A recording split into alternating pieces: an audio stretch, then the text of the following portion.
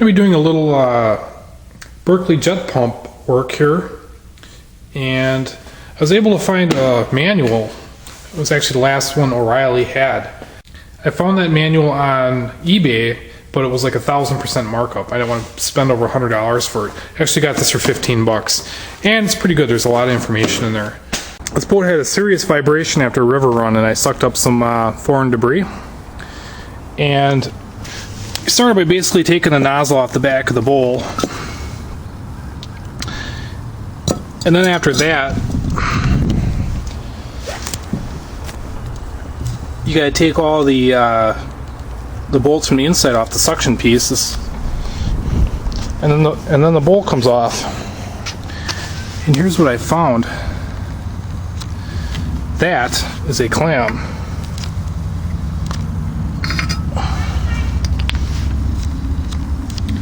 That little sucker passed through the impeller and got lodged in the bowl. It's really messing this up. Now the question is, do I want to completely rebuild this pump that I have it this far, or should I just put this back together? Alright, I decided I'm going to go ahead and take this apart for an inspection. So to hold the impeller shaft, I've stuck the yoke on it, stuck a screwdriver through it. We're going to try to take this nut off here. It's an 1 13/16. All I have is 1 7/8. We'll see how that works.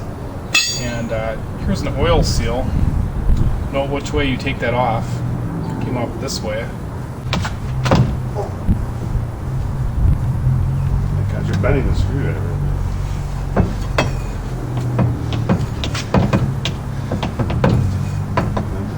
I bent it? We bent the screwdriver. So now we're trying a 40-inch pipe wrench on the collar of that yoke. So we'll see if this cracks the nut loose. Oh! Ready? Oh! Oh, balls.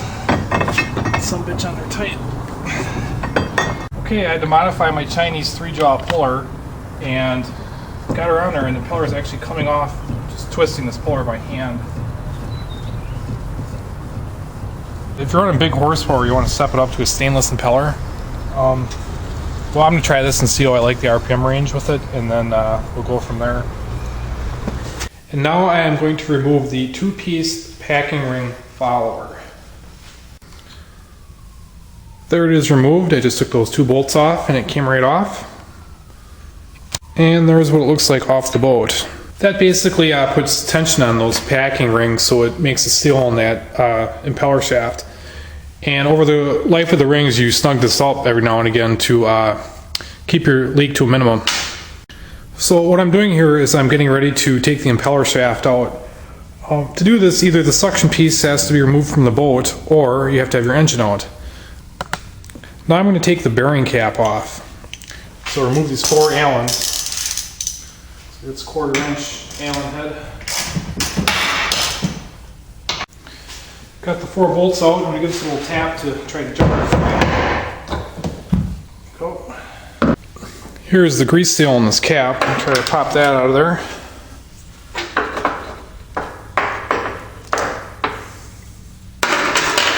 This baby was definitely toast.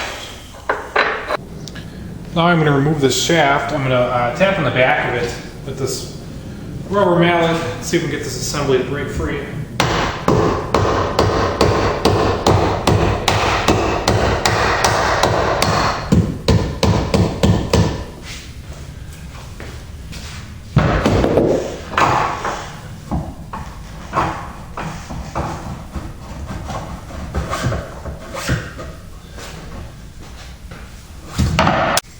You can see that that impeller was shimmed. There were supposed to be 2 grease seals on each side of that bearing. There was one in the front, you saw me pull that out, but I did not find one in the back. There is a shaft seal sleeve on the shaft, but it's missing the seal. It's either missing or it was never meant to be there. I'll find that out from the parts supplier. And now I'm going to go ahead and remove the packing rings. Let's take a screwdriver, pry them out of there. There should be 4 of them. Here are the packing rings on the bench. Here's the main thrust bearing on the shaft, and here's that shaft seal sleeve. So here's my impeller. You can see there's some light nicking on the leading edge. Nothing more than 1/4 inch, so I'm just going to take a file and clean that up. Clean them all evenly so you maintain the balance of it, and just very lightly you want to take off a minimum of material for that balance. And this is the surface that rides parallel to the wear ring, and with this installed you basically want 25 thousandths clearance from here to the wear ring. So without the shaft, I'm going to set this in the bottom and I should have about 50 thousandths there. You can see there's no scoring or grooving whatsoever on that.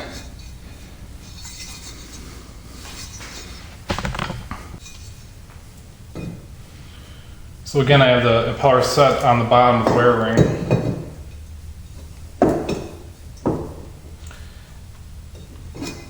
And I'm getting 49 thousandths, so half of that's about 25. It tells me that's right on the money.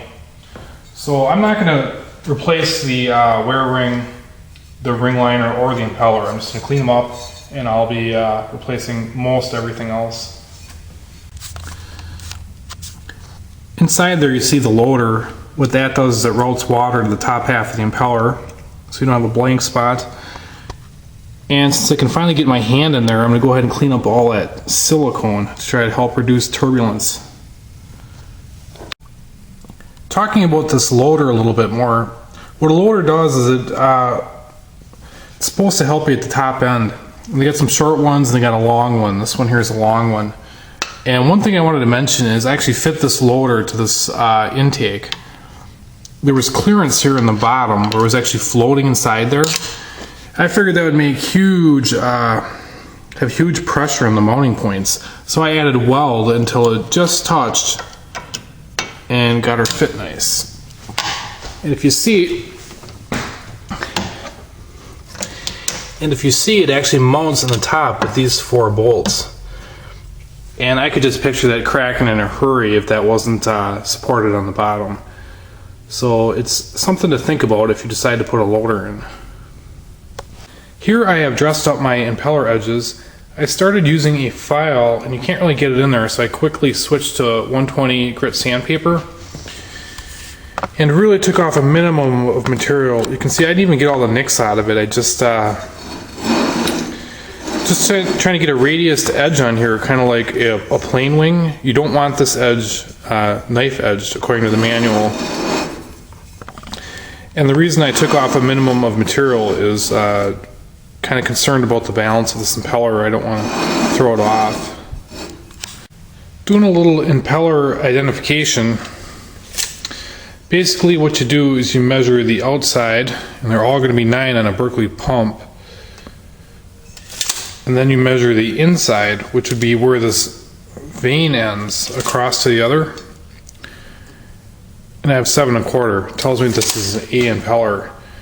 Some of these vane angles are cut different, and that's how you get a different RPM out of the engine.